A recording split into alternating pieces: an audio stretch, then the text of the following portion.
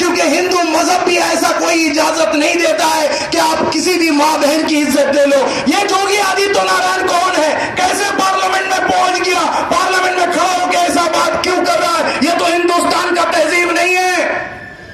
कसूरवार हम लोग हैं, हिंदुस्तानी जो लोग हैं, हम हिंदू मुसलमान सिख ईसाई अपनी इत्तेहाद को कायम नहीं कर सके तो इन शैतानों का राज हो गया। 2014 में जो हादसा हुआ, आप सोचो कितना भयंकर हादसा है, लेकिन ये बीजेपी का हुकूमत होने के बावजूद, ये आरएसएस का हुकूमत होने के बावजूद हम मायूस नहीं है, हम मायूस नहीं है। हम जानते हैं ये हिंदुस्तान की जमीन पाक है, यहाँ के लोग अच्छे हैं, इस हिंदुस्तान के लिए 1000 बार मर मिटने के लिए हम तैयार हैं।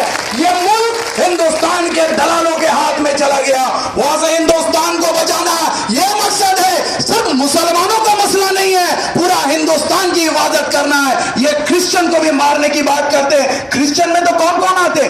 सारे आदिवासी दलित नॉर्थ ईस्ट के जितने भाई है उसमें मेजोरिटी क्रिश्चियन मिलता है, तो घुमा फिरा के तो आप सारे लोगों की खाने की बात करते हो। ये हुआ कैसे आपको बताओ? आज जो हम यहाँ जमे हुए हैं, अब पिछला 1 महीना से कलकत्ते के हर हिस्से में, हावड़ा में, अलग अलग जगह में मीटिंग कर रहे हैं। एक ही बुनियादी बात जो बताने की कोशिश कर रहे हैं कि हिंदुस्तान को बचाना है। हिंदुस्तान के लोग मासूम हैं, अच्छे हैं, ये अनासिर लोग नहीं है। तो गलती कहां हुई? बीजेपी का हुकूमत के खिलाफ सारे लोग थे। हिंदुस्तान में 2014 में जो हुकूमत बनी उसमें बीजेपी को वोट मिला 29%। होशियारी से इस बात को समझिए, सिर्फ 29% वोट मिला, जबकि 22,000 करोड़ रुपया मीडिया में खर्चा किया गया। उसको कैपिटलिस्ट इंडस्ट्रियलिस्ट पैसा दिया, इजराइल अमेरिका का बैकिंग था, सारे पैसा लगा के हर चैनल, बांग्ला, उर्दू, मराठी, गुजराती, तमिलम, भोजपुरी, जितना भी लैंग्वेज है, हर टीवी में एक ही प्रचार चला के मोदी आ रहा, आपकी बार मोदी सरकार। Opinion poll, survey report, intelligence report, सब बोला कि मोदी आ रहा है। लोग घर में बैठ के टेलीविजन स्क्रीन पर देखकर हैरान है कि मोदी आएगा तो हिंदुस्तान को बर्बाद कर देगा। वो गुजरात का कातिल, वो दुनिया का टेररिस्ट नंबर 1, यूट्यूब में जाइए तो टेररिस्ट नंबर 1 मिलेगा, जिसको पूरे दुनिया के मुल्क बता दे कि तुम हमारे मुल्क में आने वाले लायक नहीं हो, तुम हमारे मुल्क में तुमको घुसने नहीं देंगे। चाहे वो अमेरिका हो, यूके हो, ऑस्ट्रेलिया हो, सारे ने इनकार किया। फिर इतना बड़ा जंगली, इतना बड़ा दहशी, ये कैसे हिंदुस्तान के तख्त में आया और हमारी वहां कहां गलती है, उस बात को समझने की जरूरत है, उसको सुधारने की जरूरत है। जब सारे लोग परेशान थे कि बीजेपी को रोकना है, कहीं मोदी प्राइम मिनिस्टर न बन जाए, ऐसे वक्त में आप देखिए 29% वोट लेके हुकूमत में आया।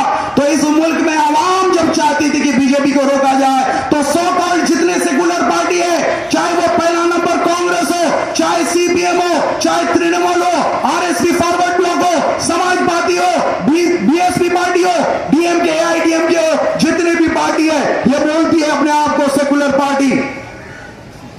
इनको चाहिए था ना कि भाई हम एकजुट होकर बीजेपी को हराएं, क्योंकि सारे लोगों का बोलना है कि बीजेपी सांप्रदायिक पार्टी है, बीजेपी को कोई वास्ता नहीं है, तो आपको बीजेपी को रोकना चाहिए था।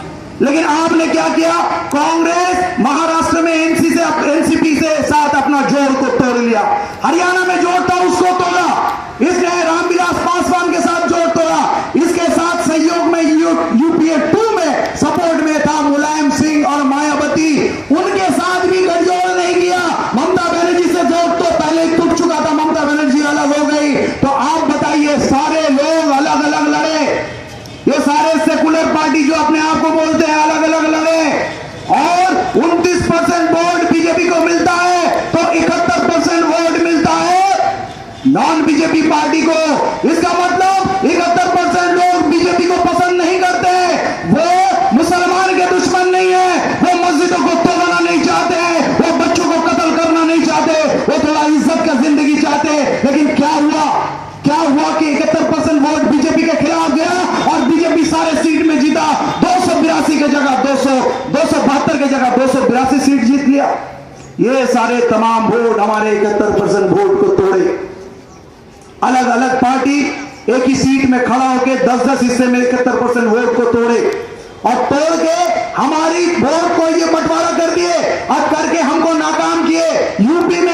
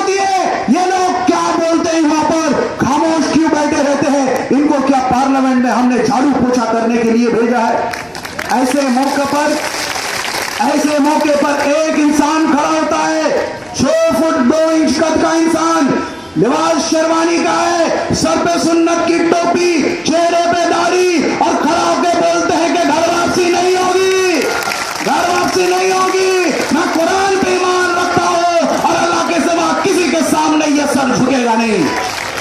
आप बताओ,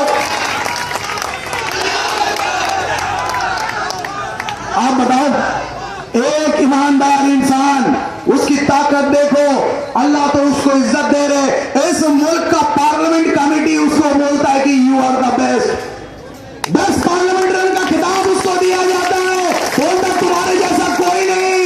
और हम बोलते हैं कि पूरी हिंदुस्तान में ऐसा कोई नहीं है, हिंदुस्तान के तारीख में आज तक इतना बड़ा लीडर पैदा नहीं हुआ है जो ईमानदार है, मुत्तकी है, हिम्मत वाला है, बोलने वाला है, पढ़ा लिखा है, बेजोड़ बादशाह है। मैं कहता हूं मेरे शहंशाह, तुम बंगाल आ जाओ, हम तुम्हारे इस्तेमाल के लिए तैयार हैं, हम पूरी तरह से मुत्तहिद हैं, तुम्हारे लिए जान निछावर है, तुम आ जाओ, तुम हमारे दिलों में राज करोगे मेरे बादशाह।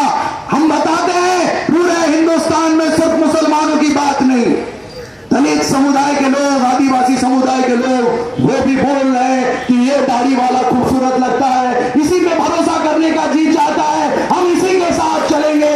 महाराष्ट्र के, आंध्र के, तमिलनाडु के दलित लोग अब दलित पार्टी के बजाय असदुद्दीन अवैसी की पार्टी करना पसंद कर रहे हैं। सिर्फ पार्टी पसंद नहीं कर रहे हैं, इलेक्शन फाइट कर रहे हैं और जीत रहे हैं। पूरा हिंदुस्तान का जितनी पार्टी है, जितना लीडर है, आवाम का भरोसा खो चुका है। अब सारे लोगों का उम्मीद नजर टिका हुआ है सिर्फ असदुद्दीन अवैसी पे। इंशाअल्लाह ताला हम लोग मैदान में उतरे हैं तो बंगाल के सरजमीन में असदुद्दीन अवैसी का नाम और हरा परचम हम लोग जमाएंगे। लेकिन बंगाल बड़ा भूखा है, बंगाल बड़ा प्यासा है, बड़ा सताया हुआ है। कल ये कलकत्ता जो हिंदुस्तान का कैपिटल हुआ करता था, आज सबसे पीछे है। बंगाल के इतराब में जो हालात है, आप अपने आंसुओं को रोक नहीं पाएंगे। मुर्शिदाबाद बोल के एक जिला है जिसमें सरकारी रिपोर्ट में 72% मुसलमान है। यकीनन ये तादाद और आगे होगी। আমি একটু বাংলায় বললে আপনার অসুবিধা হবে না তো, কারণ গ্রাম বাংলা থেকে লোক এসছে। তো আমি বলতে চাই মুর্শিদাবাদ এমন একটা জেলা যেখানে সরকারি রিপোর্ট বলছে 72% মুসলমান আছে, আসল সংখ্যা 80% পার হবে। 22টা এমএলএ আছে, প্রত্যেকটা মুসলিম মেজরিটি। কি দুর্ভাগ্য দেখুন, স্বাধীনতার পর মুর্শিদাবাদ যেটা পশ্চিম বাংলাটা পূর্ব ভারতের পুরো রাজধানী ছিল, সিরাজদৌল্লার রাজধানী ছিল, ক্লাইভ লয়েড যেদিনে 82 প্রাক্তনে জিতে লালবাগে ঢুকছিলেন, সেই দিনে তার জীবনীতে ক্লাইভ লয়েড লিখছিলেন এই লালবাগ লন্ডনের থেকে উন্নত, এত উন্নত, সেই লন্ডনের থেকে উন্নত সেই মুর্শিদাবাদ জেলা পশ্চিম বাংলা না, ভারতবর্ষের সব থেকে পিছিয়ে পড়া জেলার তালিকা সব থেকে নিচে আছে। এবং আপনাকে বলতে চাই এই স্বাধীনতার 69 বছরে ওখানে কোনো ডেভেলপমেন্ট হয়নি। 4টে সুগার মিল ছিল, চিনি ফ্যাক্টরি, সেটা বন্ধ হয়ে গেছে। 2টো তাপবিদ্যুৎ কেন্দ্র তৈরি হয়েছে, একটা জঙ্গিপুরে আর একটা ফরাক্কায়। মুর্শিদাবাদের মানুষ কি পায় জানেন? তারা পায় ওই থার্মাল পাওয়ার ইউনিটে ধোঁয়া আচ্ছায় বিদ্যুৎ চলে যায়। আসানসোল, দুর্গাপুর, রানীগঞ্জে সেখানে একটা ভালো করে বাল্ব জ্বালাতে পারে না, প্রতি ঘন্টায় বিদ্যুৎ যায়। শিল্প নেই, রাস্তা নেই, ঘাট নেই, রেলওয়ে নেই, কিছু নেই। সেখানকার সমস্ত মানুষ বাধ্য হয়ে না খেতে পেয়ে ওই বিহারে, ওই রাজস্থানে, গুজরাট, মহারাষ্ট্র, ইউপি, কেরালা, তামিলনাড়ু, এমনকি সৌদি আরবে